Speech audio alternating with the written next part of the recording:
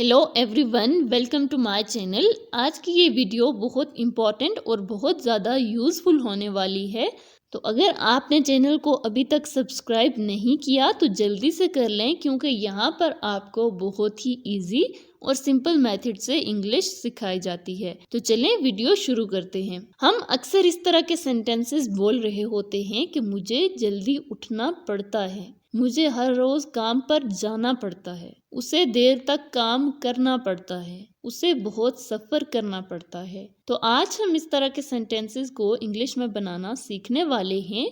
तो ऐसे सेंटेंसेस को इंग्लिश में बनाने के लिए हम हैव टू का यूज करते हैं। अब हैव टू का उर्दू में बेसिक सा मतलब होता है करना पड़ता है, बट सिचुएशन और कॉन्टेक्स्ट के लिहाज से इसका मतलब करना है या करना होता है हो सकता है, क्योंकि हैव टू का यूज हम उस वक्त करते हैं जब किसी काम को मजबूरी, जरूरत, रूल या फिर जिम्मेदारी की वजह से करना जरूरी हो, यानी कोई काम करना ही करना हो, तो तब हम हैव टू का यूज करते हैं, चाहे वो काम करने के लिए हमारा दिल करे या ना करे। ठीक है, तो आपने याद रखना है कि हैव टू का यूज हम करते हैं जब कोई काम करना जरूरी हो, मजबूरी हो, जिम्मेदारी हो या रूल की वजह से लाजिम हो। तो अब हम स्ट्रक्चर देखते हैं जिसकी हेल्प से हम सेंटेंसेस बनाएंगे। तो स्ट्रक्चर है हमारे पास सब्जेक्ट प्लस हैव और हैज टू प्लस वर्ब की फर्स्ट फॉर्म प्लस ऑब्जेक्ट। तो यहाँ पर देखें, जब हमारे पास सब्जेक्ट प्लूरल होगा, जैसे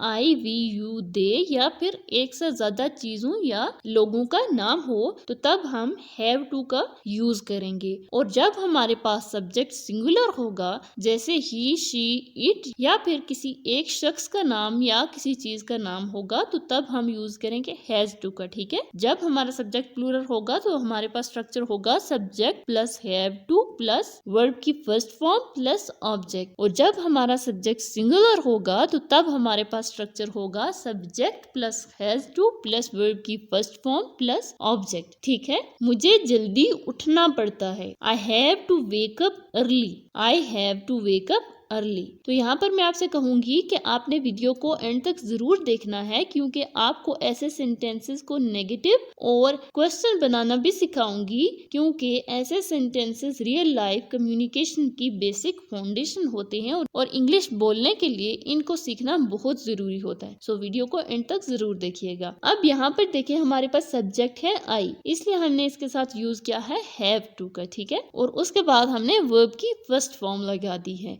I have to wake up early, I have to wake up early। अब एक और एग्जाम्पल देखें, उसे बहुत सफर करना पड़ता है, he has to travel a lot, he has to travel a lot। अब यहाँ पर हमारा सब्जेक्ट है he, तो रूल के मुताबिक हमने इसके साथ यूज किया है has to का। ठीक है, अब यहाँ पे एक और एग्जाम्पल देखें, मुझे ये प्रोजेक्ट मुकम्मल करना है, I have to complete this project, I have to complete this project। मुझे इंग्लिश सीखनी है, I have to learn English, I have to learn English। तुम्हें अपना तलफ़्फ़ुज़ बेहतर करना है, You have to improve your pronunciation, You have to improve your pronunciation। उन्हें मिलकर काम करना है, They have to work together, They have to work together। अब हमने काफी सारे सेंटेंसेस को प्रैक्टिस कर लिया है, तो अब इस सेंटेंस की इंग्लिश आपने कमेंट में बतानी है। मुझे बिल अदा करना है, तो इसकी इंग्लिश आपने जल्दी से कमेंट में बतानी है। तो अब हम देखते हैं कि इन सेंटेंसेस को नेगेटिव कैसे बनाते हैं। तो नेगेटिव बनाने के लिए हम सब्जेक्ट के बाद डू नॉट या डज नॉट लगाते हैं।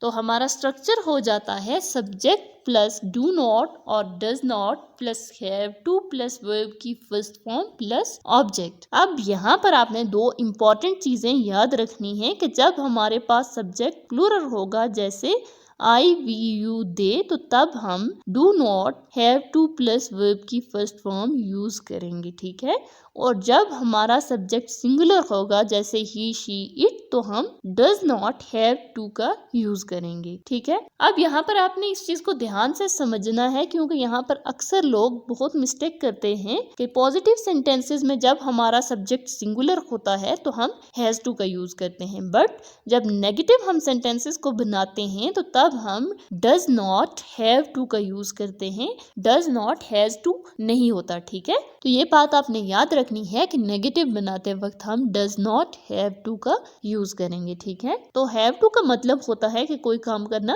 ضروری ہے، لیکن ڈو ناٹ ہیو ٹو کا مطلب ہوتا ہے کہ کوئی کام کرنا ضروری نہیں ہے، ٹھیک ہے؟ یہ سینٹینس دیکھیں، تمہیں جلدی آنے کی ضرورت نہیں. You do not have to come early. You do not have to come early. ایک اور سینٹینس دیکھیں، اسے دیر تک کام کرنے کی ضرورت نہیں. He does not have to work late. He does not have to work late. اسے چشمہ پہننے کی ضرورت نہیں. She does not have to wear glasses.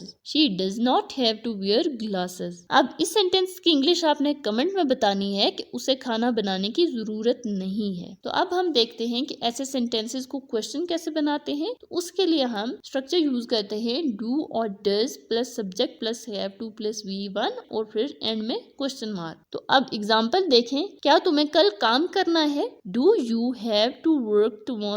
Do you have to work tomorrow? کیا اسے آج پڑھنا ہے؟ Does he have to study today? اب دیکھیں ہمارے پاس سبجیکٹ یہاں پہ سنگولر ہے، اس لیے ہم نے ڈز یوز کیا ہے اور ڈز کے ساتھ ہمیشہ ہیو آئے گا، ٹھیک ہے؟ Does he have to study today? کیا ہمیں انتظار کرنا ہے؟ Do we have to wait? Do we have to wait? کیا انہیں اب جانا ہے؟ Do they have to leave now? Do they have to leave now? کیا تمہارے بھائی کو بہت سفر کرنا پڑتا ہے؟ Does your Brother have to travel a lot? Does your Brother have to travel اے لاٹ؟ اب ایک سینٹینس کی انگلش آپ نے کمنٹ میں بتانی ہے. سینٹینس ہے آپ کا، کیا اسے رات کا کھانا بنانا پڑتا ہے؟ تو اس کی انگلش آپ نے کمنٹ میں بتانی ہے. ملتے ہیں نیکسٹ ویڈیو میں.